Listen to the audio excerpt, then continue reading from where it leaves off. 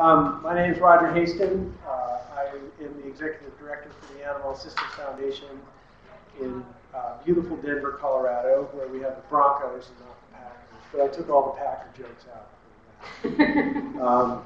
And we're the largest animal welfare funder in Colorado.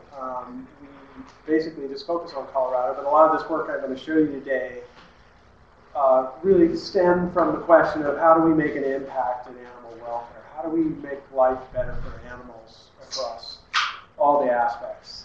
My background is not actually in animal welfare. I started off in geophysics and then also in finance. I ended up in animal welfare partly because I really like animals, and I just found it to be a really intriguing field and great need for young and smart minds. And I always like to have every section, I like to have rules, and I know you guys are fairly sophisticated, but I thought I'd break the rules down fairly basic for this session. None of that on the left. Everything, you guys need to be like that on the right. That's my dog Ringo. That's actually why I like animal welfare, is I get to put pictures of my dog in the talk. And this is not a particularly lightweight talk. It's not particularly subjective. It's fairly heavy in math and some pretty intense concepts. And these are all the things we're going to talk some math. We're going to talk about stochastic and animal welfare and moral paradoxes, immediacy biases. We're even going to do some physics. We're going to cover a lot of topics, and I'm hopefully going to bring these topics together in a way that I think you can see how we can take our compassion for animals and put them into a container that is rational and really allows us to move forward in ways that and understand the world that we're working in. So first, I like to always talk about, because we always throw that word animal welfare around, and that's what most of us are into this field for, whether we work in a shelter, whether we work in a rescue, whether we're work in a private practice. And for me, the 5 freedoms is a framework about animal welfare that is probably one of the most robust and concise definitions of it, and very powerful.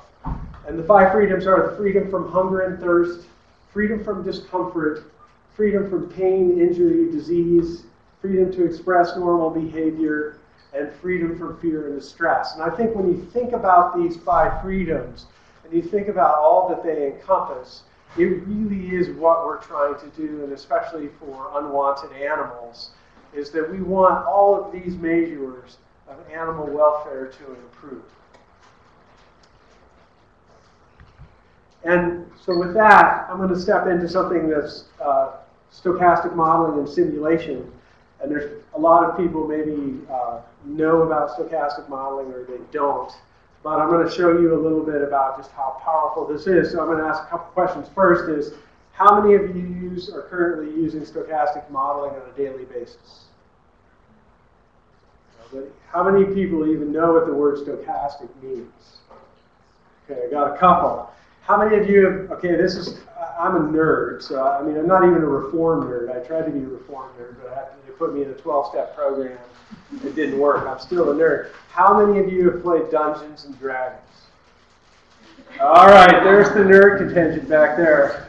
And then finally, how many of you believe in global warming? All right. So with that, if you maybe don't understand what it is, I'm going to show you that you all use it on a daily basis. It's an incredibly powerful tool. It's an incredibly powerful tool because it helps us predict the future. And what we really want to know is what we're doing today, is that going to help us improve animal welfare in the future? And I put up a slide here of 1900 Galveston Hurricane, and you might wonder how does this fit with animal welfare? But this was a horrible hurricane. It was at the infancy of weather forecasting, and the U.S. Weather Bureau thought they knew what they were doing, and they ignored the Cuban meteorologists who were using much more advanced techniques, and it ended up 12,000 people died. Absolutely horrific hurricane. And what was a big part of the problem there is we have no ability to predict the future. If we look at today, and this is when Katrina was sitting out in the middle of the Gulf of Mexico, and this was a terrible hurricane, but they ran all sorts of models to be able to predict where the hurricane was going to hit. And based on these models, you can see the red line, and it was going to basically predicted that it was going to hit New Orleans. They were able to evacuate an awful lot of people. It was still an amazingly devastating hurricane, but because we have that ability to predict the future, so many lives have been saved.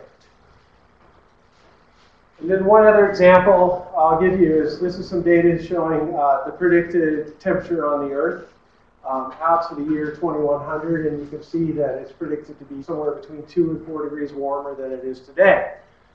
And I don't know if you ever asked yourself, you all said you believed in it, but did you ever ask yourself, how do we know that the Earth is going to be 2 to 4 degrees warmer 100 years from now? That seems like a pretty big stretch, yet you all believe in it. And it's because we use this thing called stochastic modeling. So what is it? It really is a way to analyze data and predict outcomes. And this is that ability to predict outcomes is critical. And one of the other really important things about it is it allows us to look at the interaction between all the variables in a system at the same time. Because we all know what happens in one place can affect somewhere else.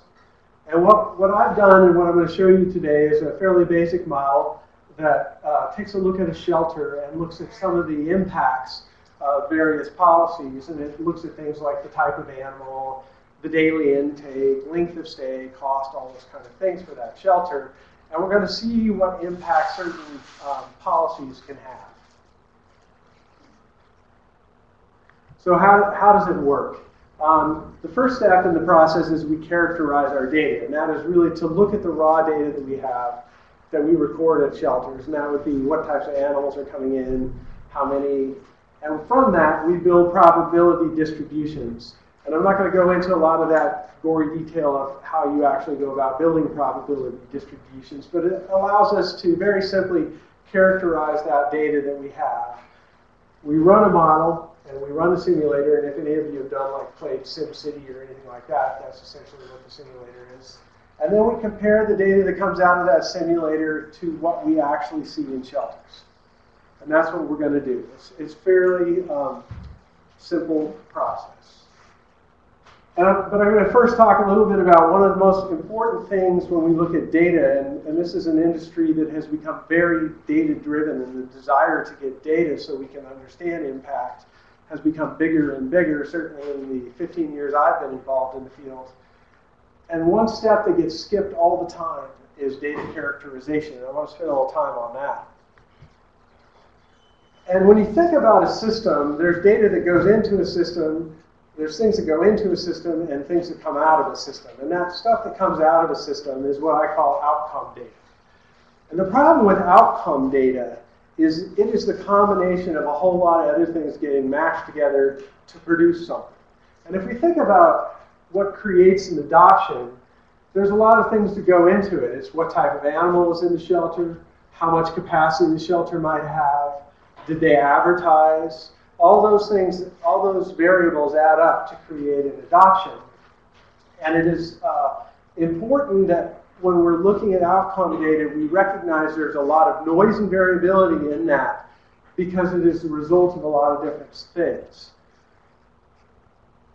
So I'm going to show you a simple example, and this gives you a chance to win $100. I put my money where my mouth is. And I'm going to bet you, I do triathlons. I don't do them very fast, but occasionally I do them. And I like to track data because I'm a nerd. And so what I've got over here is all my run times for a 10K course. And you can see it's spread out because I'm not very consistent, from 55 minutes on up to about 63 minutes. And I'm going to ask you whether you want to take a $100 bet whether I can run faster this morning than 60.5 minutes. And my question to you is, should you take the bet? And I'm going to give you a couple of hints. One is that 94% of the time I do run faster than 60.5. So any takers? $100. $100. So smart money says don't take that bet. But what do we know? This is the result of, this is an outcome data, right? So we need to, you guys are smart. You go to UW, we need to ask some questions, right? And one question is, why is there so much spread in my data? Why is that? And I think when we're looking at data, one question that people forget to ask, we tend to jump right to the average. But so much information sits in that variability. All right? So you find out that I actually run on 2 different courses, and that my performance is negatively affected by alcohol. These are 2 pretty important pieces of information. And so let's think about our data now in terms of that, with that information, and let's sort it based on those input variables. And in blue, what you can see is my run times on course 1, and in yellow is my run times on course 2. And what you can see from there is that I'm much faster on course 1 than course 2. And then I got a couple of outliers here, and you find out that those are times when I went to a really big fundraiser that I had maybe a little too much fun at. So you now find out that I plan to run course 2. And the mean for that is 59.5 minutes. And the bet is I can run faster than 60.5. So the question is, would you take that bet? But if you look at that, 84% of the time, I'm still faster than 60.5 minutes. Anybody want that bet yet? No. So you're still not sure on that. But let's really look at this differently. Let's build a stochastic model. And this is a really simplistic way to think about it. But we have 2 variables that we know now. One is which course I'm running on, and one is whether I went to a fundraiser or not. So we know that we look at variable 1, and I know that's course 2, and it's going to be a mean of 59.5 with some variability around that. And you know that I'm going to a fundraiser that has Dave Matthews playing, and I absolutely love Dave Matthews. So you can probably make a pretty good assumption that maybe I'm going to have too much fun. So we're going to add 3 to 5 minutes. We run that model, and we see that it is definitely most likely that my time is going to be over 60.5 minutes. Should you take the bet? Absolutely. So by characterizing our data and really understanding the inputs that went into that, what created the outcome, you went from something that looked obviously no way would I take that bet to something that you should absolutely take that bet. And I go through this kind of example because that's the power of stochastic modeling. It allows us to look at input variables and start to predict outcomes and see things that maybe do not look obvious from the surface. So now I'm going to take you through the shelter simulator, and this is in Wagsburg, USA. It's a nice place. You'll see, and that's the other thing, you got to be really cute when you're in animal welfare too. So in this simulator, Wagsburg, they're going to open a brand new shelter. They expect it to handle about 3,000 animals a year. They got space for 150 animals. And we're going to run the simulation, and we're going to watch the performance of that shelter every single day. Every single day, we're going to track what happens in that shelter and see how sensitive things are. A couple really quick definitions, and this is a fairly simplistic model, but I wanted to start simple so you could get the basic idea of the impacts. Live release rate in this model is just the number of adoptions divided by the number of intakes. There's really only 2 possible outcomes, adoption or euthanasia. Any animal that's coming has just been owner surrendered. We're not dealing with some of the other complexities. And unserviced animals or bounce are animals that went to the front door but couldn't get in. So some of the key input parameters that went into the model are really the type of animal, so how difficult they are to place, expected length of stay, expected cost, expected adoption revenue, and then within the shelter we define an intake policy, kennel capacity, base cost, and euthanasia policy, and those are the things we're going to look at. And I'm going to go through this pretty quickly, but this is kind of the key parameters that went in to the model. And probably the most important is I broke it out into 6 classes. Class 1 would be puppies, 2 would be highly adoptables, 3 maybe some minor issues or less desirable, on down to what I call class 5S, which is truly unadoptable. And the percentage of each type of animal shown there. They have an expected length of stay that has some variation to it on out to including even adoption revenue. And I think when I look at what are the types of animals coming into the shelter along those classes, I wanted to make sure that they were calibrated to real data. And I just pulled, and this was by no means a random sample, but it was just a sample, just to compare to make sure that it made sense. And in yellow is the percentages on those classes within the model, and blue is what I pulled from some published shelter data with the standard deviation around it. The main point being, basically what's going into the model is what would be fairly typical in a lot of shelters around the country. One of the most critical ones is our expected length of stay. And this is from a study from Brown et al. In 2013, where they looked, I think, at 3 shelters. And it fits the model data, which is in yellow, fits pretty closely to what they had published. The really important point here is the shape of this curve, which is that most of the animals come in and go out fairly quickly, and then there's a few that just a long tail out here that hang into the shelter for quite a while. And that's really the most critical part of this. If we look at expected cost, in general, most of them come in, maybe get a vaccine, and out they go. We've got a few that are quite expensive that maybe are there for a while and they have to get orthopedic surgery, or they have parvo or something that tends to cost a lot more, but the bulk of the animals are at the low end of the cost. The other key thing is how many animals show up every day, because when I talk to shelters, they're like, well, I don't know what's going to show up at my door today. And so representing that variability is important. In this case, the average was about 8. But on any given day, you might get 15, you might get 2, and that simulator accounts for that variability. So let's look at some of the results and really look at the results around different live release rates. We start at the front door of the shelter to see what's happening. If we look over the course of the year, day 1, we open up, brand new shelter. We start tracking how many animals we brought into the shelter. In yellow is the 85% live release rate, and blue is the 95% live release rate. What you see is that the 95% live release rate has taken in 28% less animals, from 2,800 down to 2,000. If we look at how many animals showed up but couldn't get in, because that's kind of the rule, if they show up and there's no room, they get bounced off the front door. In the 95% live release rate case, over 800 animals were turned away from that facility, and the 85% live release rate, none were. So why is this? The key part is that if we look at shelter capacity, how full are those kennels?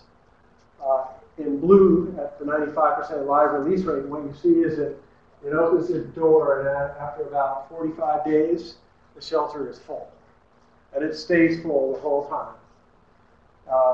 In the 90% live release rate, it takes a little longer to build that capacity up, but eventually ends up to be full. And the 85% stabilizes at about 80% full. And I think even more important, if we look at the inventory of animals that are being held in that shelter at any particular time, and this goes from 30 days, 90 days, 180 days on out to 360 days. We look at the 85% live release rate, and these are the classes of animals here. We see that the 85% live release rate is basically full of 1, 2, 3s, and 4s, and kind of stabilizes on that inventory. As we move up to 90 and then to 95%, what you see over time is that shelter starts to fill up with more difficult to place animals. To where in the 95% case here, we're almost 60% full of animals that are difficult to place. So we squeezed out that capacity of that shelter to perform. If we look at average length of stay, and for me, average length of stay is really an important measurement and one that probably has been underutilized in this industry. If you look at the average length of stay, in the 95% case, by the time you get out to a year, the average length of stay in that shelter is up almost 90 days. In the 85% case, it's stabilized at around 20. And that really, for me, length of stay is really a proxy for allowing animals to have express normal behavior. And this is really one of those 5 freedoms. And I think what you see in this case, we're starting to work against that a bit. There's a question. How is median length of stay affected? Median? Median.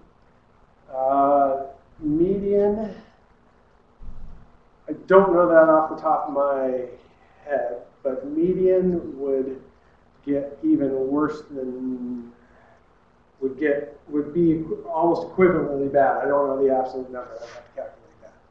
But you have 60% taken up with animals that have fairly long length of stays, so average and median should move along fairly similarly. And one of the key things is to really look at adoptions, because ultimately shelters, for me, they're a temporary, they need to be the temporary way station that connects homeless animals to people that want those animals. And if we look at the overall cumulative adoptions, there's a 27% drop in adoptions in the 95% case as compared to the 85% case. If we look at euthanasias, because that's also critical, we all want to try to reduce euthanasia. We all want to try to increase adoptions. In this case, we have, in the 95% live release case, we've reduced euthanasias by about 300 animals. But I want to remind you, we did that at the cost of having to increase length of stay by 70 days. Always, it's important to talk about money because we are a resource-constrained industry. It would be great if we weren't, but we are. And if we compare operating costs between the 85 and the 95% live release rate, there's about a 50% increase in operating costs. And the other is adoption revenue. Adoption revenue has become such a critical part for maintaining the sustainability of sheltering operations that it's important to look at that. And what we see in the 95% live release case is there's a 30% drop in adoption revenue. So for a shelter, this is a financial double whammy. Not only have your costs gone up 50%, your revenue has dropped by 30%. So, and I'll warn you, we're going to go through kind of the Debbie Downer part of this talk, and at the end we're going to come out and we're going to talk about that so much of what we're talking about today is because we've been really successful, and there is an awful lot of opportunity for even greater success going forward. The live release rate has become kind of a de facto standard in this industry for measuring success. And it has been an incredibly powerful metric. But I want to talk a little bit about some of the problems with it. And the analogy I want to use here before I go into it is really, if we think about flying an airplane, I don't think anybody would consider it to be prudent to fly an airplane with simply an altimeter. It just would not be we need more information than just how high are we, right? We need a compass, we need wind speed, we need all those things. Any complex system needs more than one metric to be able to know whether we're successful. And the same applies with live release rate. So what are some of the problems with live release rate? One is it only looks at one aspect of animal welfare. And at our foundation, our mission is all centered around the 5 freedoms. And we really try to measure our impact around all 5 of those freedoms at the same time. And the problem with live release rate, if you use it on its own, it only looks at really one. And a metric that is the outcome of division by another number becomes unitless. So it's 85%. But we lose all sense of scale. So 9 animals adopted from 10 intakes is a 90% live release rate. 90,000 from 110 intakes is 81% live release rate. Is one better than the other? And losing that side of scale is so critical. Also, achieving a high live release rate is not necessarily a measure of success. You can have extremely limited admissions. We have some facilities in Colorado that only take in puppies. And in Colorado, if you're a dog, you die and you go to Colorado. I mean, it is like heaven for a dog. It really does distort their impact on the community. You don't have any available space for arrival, or you warehouse it. And none of those, I don't think anybody would consider those to be successful community-based sheltering. The other is it's highly dependent on input population. And I'm going to spend some time on this because it's really important and it can be a little bit subtle. So let's take an example. We're going to look at two different shelters, Shelter 1 and Shelter 2. They're run exactly the same. They're both going to run at a 90% live release rate. The only thing that's different is Shelter 2 has slightly more difficult animals coming into it than Shelter 1. That's it. That's the only difference in these models. And now if we can compare it across all the different attributes that we would want to measure the performance of a shelter, what we see in Shelter 2 is their intakes are way down, the number of unserviced animals are way down, adoptions are down, everything is worse. The only thing that got marginally better was euthanasias. And the only reason euthanasias got better is because we just serviced less animals. So, as a good board member, you would look at the performance of this and you would obviously, the rational thing would be to fire Shelter Director 2, right? That's what you do. So really, the only difference here is that slightly different intake population made Shelter 2 look so much worse. So when we're thinking about measuring whether something is successful or not, it's important to consider what's coming into the system before we make a judgment on whether a performance on what's coming out is good or bad. I'm going to stay on it because this is really an important point. And I'm going to compare three different populations now. One that has probably the most difficult animals. The red has slightly fewer difficult animals. And this is a case that would be, say, limited intake. And I'm only going to take class 1 through 4s in, and I'm not going to deal with any difficult animals. And we're going to compare what happens across different live release rates for those different types of animal input populations.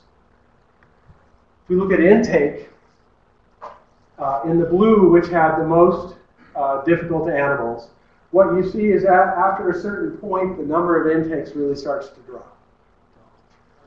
And the same in the red.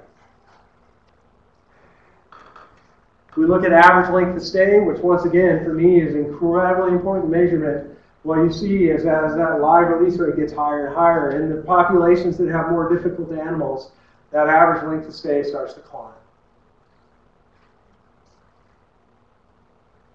If we look at total adoptions, because that's what we're really about, what happens if you go past a certain point in the blue and in the red is your total adoptions maximize and then start to fall off. And so what I think is really important here is there are, for any particular input population, an optimum live release rate that will maximize the number of adoptions and intakes that we can do. And in the end, what we're trying to do in animal welfare is really help the overall problem, not just the individual. And if we look at the cost per adoption, because resources do matter, if we look at what happens to the cost per adoption as we increase that live release rate, especially in the blue, the cost gets nearly exponential as we go higher and higher in that live release rate, because those animals are much harder to place. They take much more resource to get placed. So the key points on intake population are shelter performance is highly dependent on it. So if we're going to judge performance of a shelter, we have to understand what's coming into that shelter. And if you have a managed admission facility, they can achieve a much higher live release rate than, say, an open admission facility. And we need to take that into account when we judge performance. The cost to increase live release rate can get nearly exponential, both in money and in animal welfare. And I'd say that in animal welfare because we know that your length of stay will increase significantly. And that just almost all the science, if there's anything that's unequivocal in animal welfare, having an animal in a sheltering environment is almost always going to degrade them over time. And we need to fight that clock. Each population of animals has an optimum live release rate, and that will maximize adoptions and intakes. So that, what does that say? It really means that each community is individual, and we need to judge success based on that community. So where does that leave us? Because I've had a lot of people say, well, you hate live release rate, you think it's bad. And that's absolutely not true. Live release rate is an incredibly powerful, useful metric, and has really driven this industry forward. But like anything, we have to really understand its natural biases, limitations, and weaknesses so that we can manage it well. It's dependent on intake population. It loses sight of scale, and people forget that a lot. And it can work against animal welfare if we take it in isolation.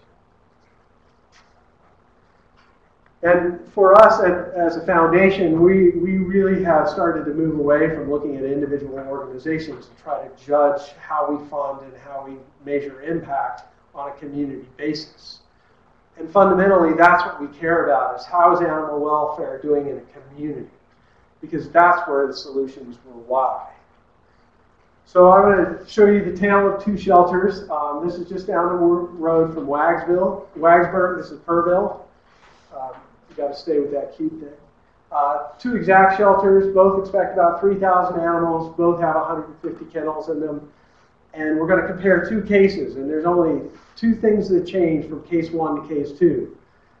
In case 1, we've got a no time limit shelter that does no euthanasia, and they'll accept it for room, and a municipal shelter that will accept it for room and only euthanize class 5 and 5S animals.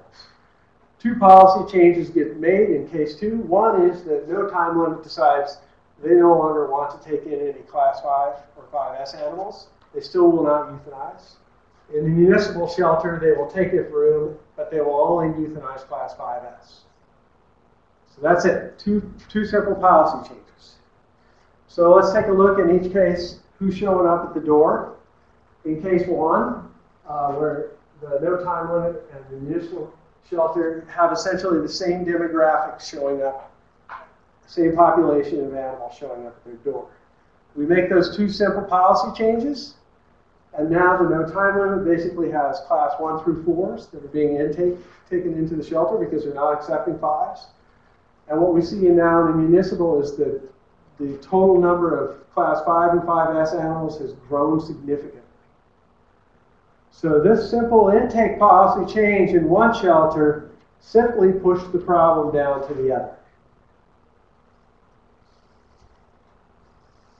If we compare shelter inventory over time in the two cases, this is case 1. What we see in the no time limit is it starts to fill up with class 5 and 5S animals. The municipal shelter is fairly stable with class 1 through 4s. We make those two simple policy changes, and what happens is now we've stabilized the no time limit with class 1 through 4s, and what we see happen in the municipal shelter is about 75% of it is now taken up, filled up with class 5 animals, difficult to place. And what we know is their length of stay has gone up, their cost has gone up, their intakes have dropped, everything bad has happened. And yet these were just two very simple policy changes. So if we compare across all those parameters, case 1 to case 2, what we see in the municipal case is basically everything's gotten worse, except for euthanasias are down. But that's just because they've taken less animals in. And everything in the no time limit shelter has gotten better. But the question is, how did that help the community or not? And this is why we cannot view performance around animal welfare in isolation. We have to look at it as a community basis, because how these two shelters work together is critical in the overall improvement of animal welfare.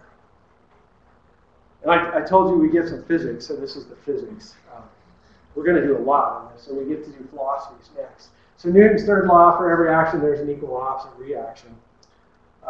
And I think this is really important because a lot of times when we start to make decisions, we fail to think about consequences and costs. And if there's anything I want you to take out of this, it's that whenever I make a change, and it may be the right change, we have to be cognizant of what it's going to cost us to make that change and prepare ourselves to mitigate whatever consequences might come from that. We could make a decision to raise our live release rate, but we better be prepared for some of the consequences that might create, either for ourselves or for the guy down the road. So the key part of this stochastic modeling is to come back and compare it to what we really know is happening. And this is, we're still working on this and gathering data, but I want to show you a few examples. This was a shelter that I grabbed some data from, and the model would predict that you're going to get more unserviced animals, meaning they can't get in, or your intakes will drop as you raise your live release rates. And in blue is their live release rate went from about 60 up to about 97%. In green is their intakes, and in red is their euthanasias. So what you can see is they dropped their euthanasias significantly, but they also took a significant drop in intakes. Now, that's not necessarily bad. That might be for the right reasons, but we have to be cognizant of that cause and effect. It would also predict that if you have really limited restricting euthanasia policies, and that you're going to fill up shelters. And we did this is from a colleague, my colleague Katie Barker did the study for me. She called over 100 no-kill shelters from around the country because we wanted to find out how accessible were these facilities to the public. And she had a dog, Mr. Swish. For 50 of them, he was the boxer mix, and for 50, he was the lab. And basically, he was 3 years old. He was having some aggression problems with her other dog, and she needed to relinquish him. Over 60 said no. A bunch had no way or did not get back to us. 2 said yes. The main reason for denial, they were full or they don't take surrenders. And this is not necessarily condemnation on this model, other than what the stochastic modeling tells us is they're going to be full, and they are full. The other thing the model would predict is that you're going to start to concentrate more difficult to place animals in open admission facilities. And this is some data just down the road in Milwaukee. We look at the number of pit bulls on intakes. They're now up to about 45%. As compared to, so you can see the ratio of pit bulls on intake is increasing over time. If we look at the number of pit bulls euthanized as a percent of total animals euthanized, you can see it's really climbed significantly over time. This is not a condemnation on pit bulls. It's not a comment about whether pit bulls are good or bad, but pit bulls are definitely difficult to place. And they're going to concentrate in open admission facilities. We need to be cognizant of that effect and manage around that.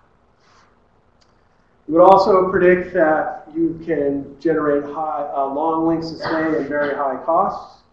This is from a major shelter. If we look at their average length of stay, and the most comparable I could get in my model was about 90% live release rate.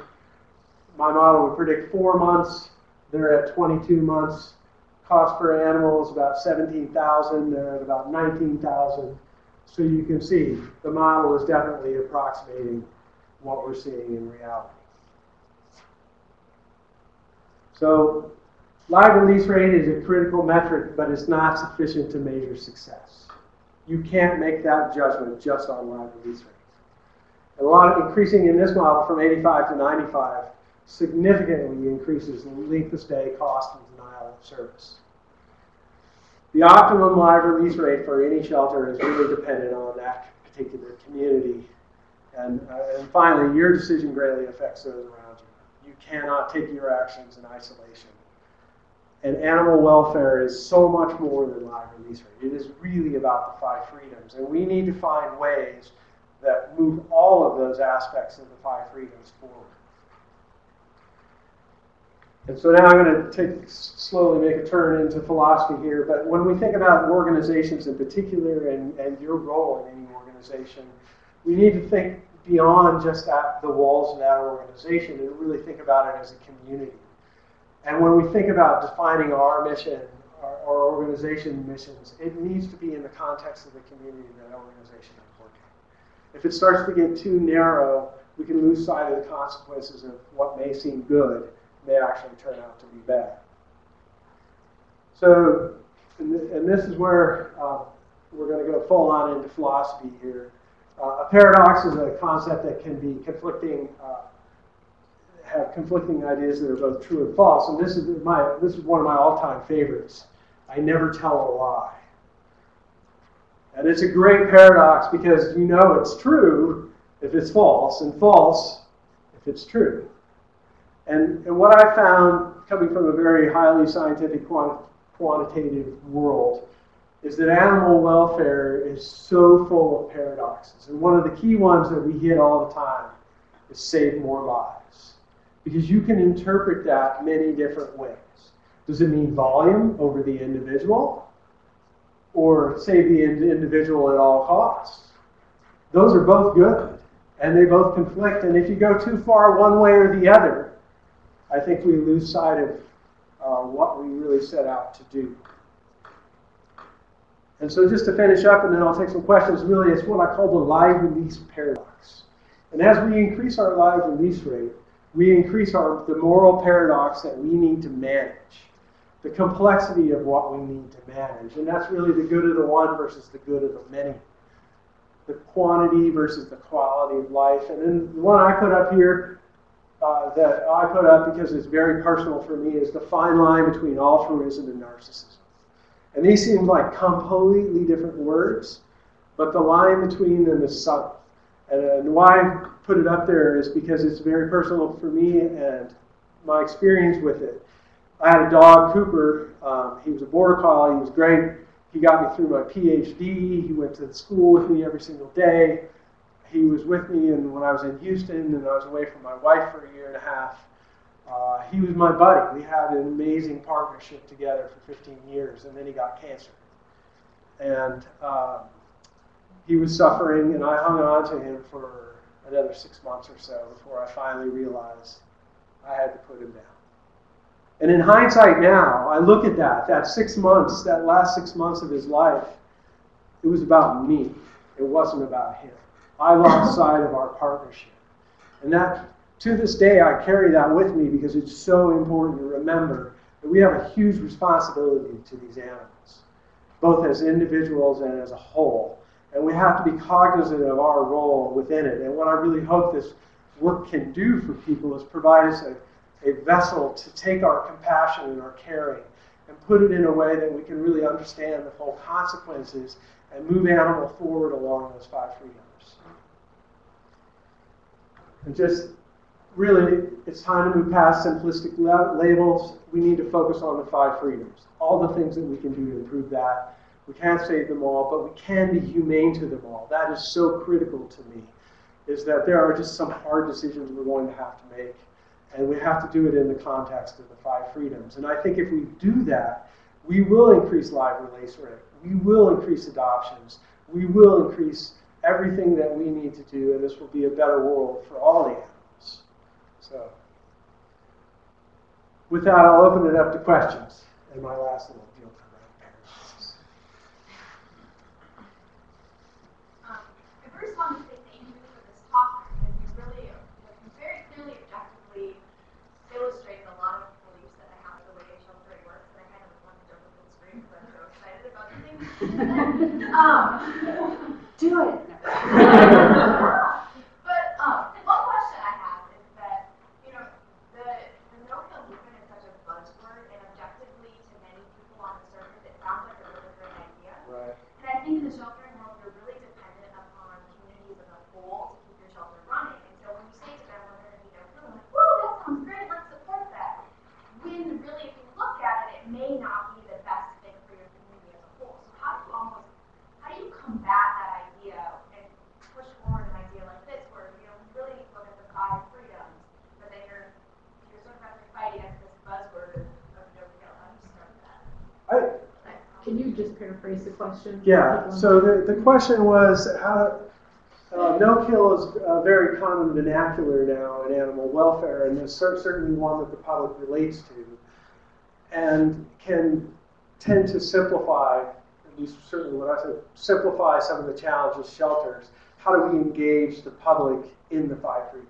I think, yeah, and I'm going to add to that. I think another piece of the question has to do with talking about a no-kill shelter versus a no-kill community, which is a very, kind of a different thing. Yeah, it's a very, so So I think a couple things. I think it's an and.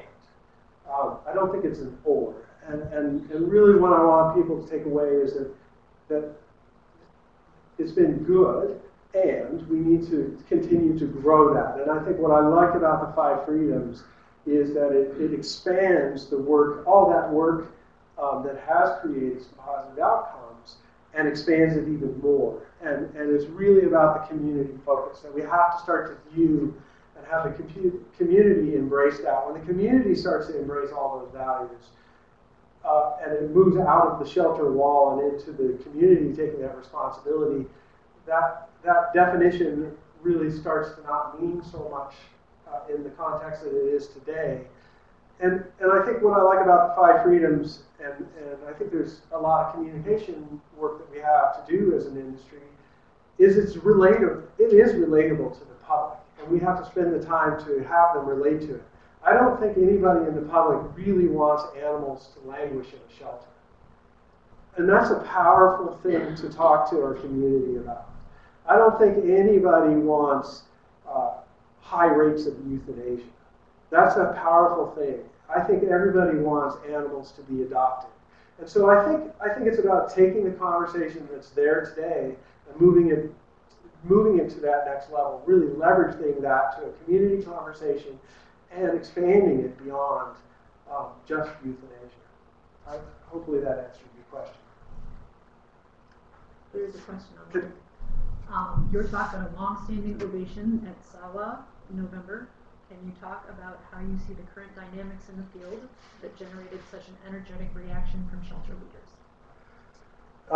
Yeah, it was amazing. I think what I've told a lot of people that have been in this industry a lot longer than I am, I just took a framework that was basically confirmed what a lot of people already understand.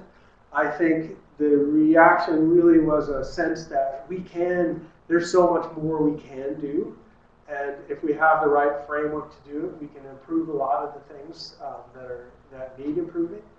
I think that there are some amazing minds in this industry that when we pull them together, we will move all 5 of those freedoms. So I think that reaction was really the recognition that there is a lot more that we can do to help these animals, and we are making progress, and that some of the things that maybe are out there now, especially our fairly constraining vernacular, we need a broader framework so we can push through to those. I mean, I just spent the morning just going like totally bananas, Sandra. I mean, it was awesome. I was so excited about it, and I think that was that reaction. I think there's a recognition that we do need to do more, and there's avenues for us to do it in a super positive way that involves not just sheltering, but also engages our community.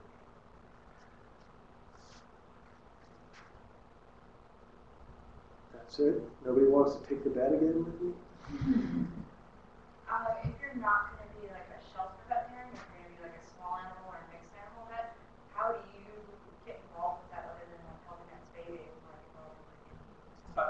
Absolutely great question. And the question was, how, if I'm a private veterinarian, can I help in this? Well, I in some ways, I think it's even more powerful than, I mean, it's great, it's helping in spay days.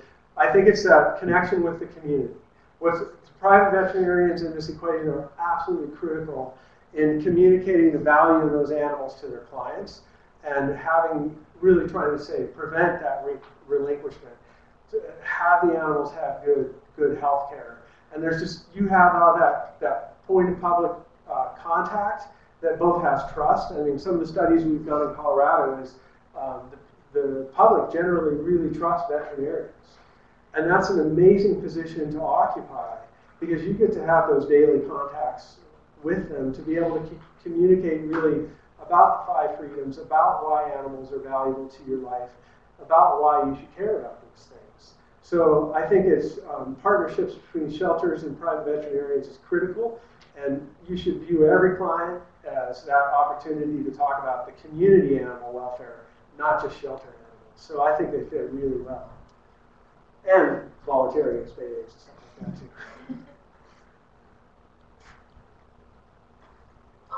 So my question is more related to when you have a facility, shelter, or just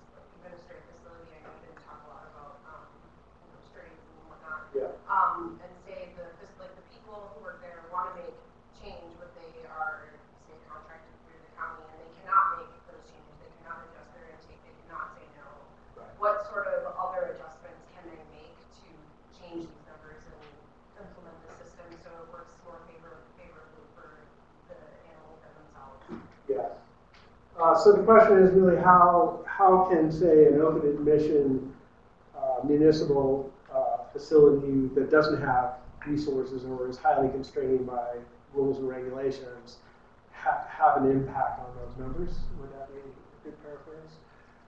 I think a real key is partnership. And I think there's some good examples of say, private humane societies partnering with public facilities, and that they start to measure their success together rather than separately. And I think when you look at the sum total of that, you can start to both flow a lot more animals through and have a lot higher impact. That can take a lot of pressure off, say, the open admission facility, because you don't want to lose that open door. The other is really about getting community involvement, so that if there are rules and regulations that are impacting the ability to change and impact animal welfare, the public can be an advocate for that facility and hopefully get them some more money. I mean, sadly, animal welfare is incredibly expensive.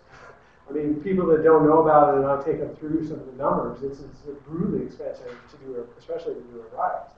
And so I think community involvement, partnership with other humane societies and rescues, and the local veterinarian community is absolutely critical to be a big supporter, because they can really be that voice of objective statement, say, to a public official about what's acceptable animal welfare and what's not. And so I think it's really about reaching out and trying to create those partnerships, and they're really difficult and they're really painful. But ultimately, when we see communities start to do that, you see both facilities really improve, and way more animals can help.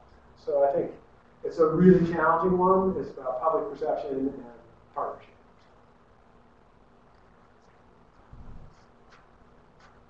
Right. Anybody else? Thank Roger, you. thank you so much for being here. Thank you.